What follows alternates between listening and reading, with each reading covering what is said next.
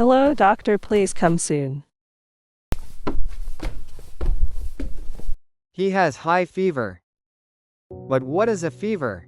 Let's understand it deeply. Fever is a protective response to fight against pathogens like bacteria, fungi, and viruses that kill your cells, and when it happens to your body gets into action and activates the immune cells such as white blood cells that produce chemicals called pyrogens floating in the bloodstreams.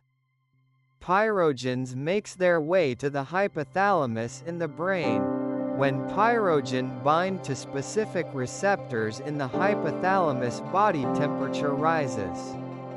One purpose of a fever is thought to be to raise the body's temperature enough to kill the pathogens that are sensitive to temperature changes, and as they can't survive in the high temperature, they die and you get cured.